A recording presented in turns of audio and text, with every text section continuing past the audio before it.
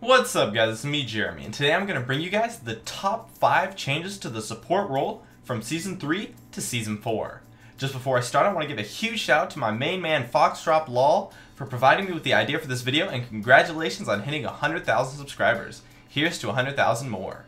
Also a shout out to lolclass.com, which I'm sure you noticed by the intro. They're a super legit website that makes League of Legends guides, and they enlist a lot of pros to work for them. I am pretty much officially sponsored by them and I'm doing work for them, so I can definitely attest that they have some awesome content, so be sure to check them out. Anyways, there's tons of changes to supports in Season 4, so let's get started. Starting with number 5, Vision Denial. Vision Denial is actually really difficult in Season 4, and to some extent it's almost non-existent. It's now only really reliable if you see exactly where someone places their ward. The only methods of vision denial now are the sweeping lens, which is a trinket, and pink wards. But since pink wards are now visible to anyone without a method of true sight, they're really inefficient if you don't find a ward with them, and as such are not really bought that often. However, this does mean that the sweeping lens can be pretty powerful, but it does have a very high cooldown, so even that isn't that big of a deal. Just make sure that you don't place your wards right in front of your opponents where they can see them. And because of this, controlling the map is much more difficult since you'll only be able to deny some very key ward spots rather than the entire area like you used to with oracles. Now on to change number 4, items. The gold items in Season 4 are ridiculously powerful, especially because they keep their gold generation passives even when they're upgraded. However, since they cost 365 gold, this results in the starting items being only 1 ward and 1 potion, or 2 wards usually if you get the new bandit mastery that gives 40 starting gold.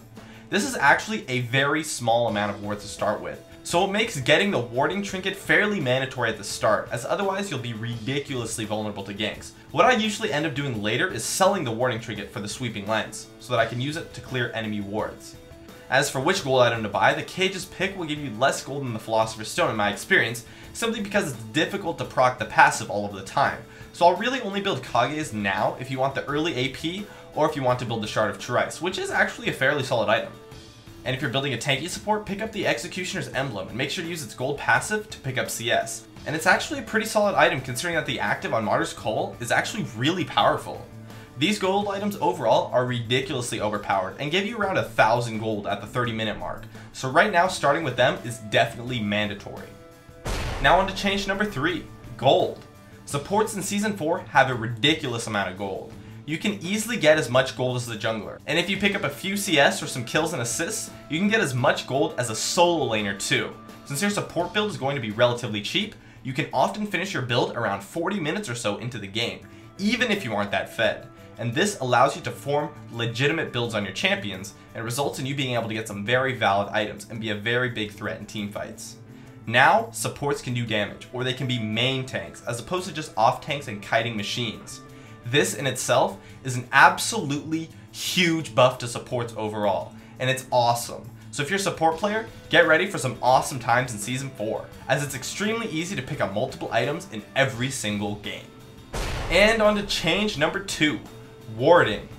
The changes to warding are fairly drastic, the main one being that now you can only have 3 wards on the map.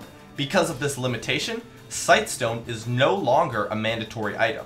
This again also frees up your builds an incredible amount, and Sightstone should only be rushed on tanky supports for the health. However, this limit on wards does make controlling the map quite difficult, so use your 3 wards wisely, and you almost always never want to use them in the same areas of the map. This in turn makes juking into bushes a much more powerful strategy, since it's much harder to keep them warded, so keep that in mind while kiting too. But overall, there's a lot less vision in Season 4, so you need to get used to using your wards efficiently. Gone are the days of quantity over quality when it comes to warding. Now you have to make the best use of the wards that you've got. And lastly, we have number 1, the biggest change to supports in Season 4, and that is champion viability. In Season 3, a competitive support needed to be a champion that could kite well for a teammate and be able to perform well without any gold. Now that gold is a non-issue since supports get tons of it, now all a champion needs to be able to do to be a viable support champion is to kite well. A lot of AP mids have now become viable supports. Champions like Orianna, Anivia, and to some extent even Ahri, just to name a few, are now all very viable support champions. Now all the old support champions are still extremely viable too, and their support builds are really solid. It's just that now the champion pool for supports has easily more than doubled. So get ready to try out some awesome new strategies and lane combinations, and also be ready to face some crazy lane combinations too. This is an awesome change to the game. Bot lane has now become a very dynamic lane that can change team compositions entirely, and it makes me very excited for Season 4. My name is Jeremy, and that is it for my top 5 support changes from Season 3 to Season 4. I'll do my best to keep it up with the Season 4 guides as well, as to help you educate you guys to the new support champions. Please follow my stream at twitch.tv/Jeremy_GamingCurios for updates on whenever I'm streaming, and I'd love if you could support me with a like or join me on my North American chat room Gaming Curios, which I'm always in when I go online.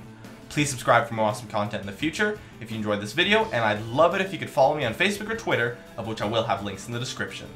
As always, thanks for watching, and I'll see you guys next time.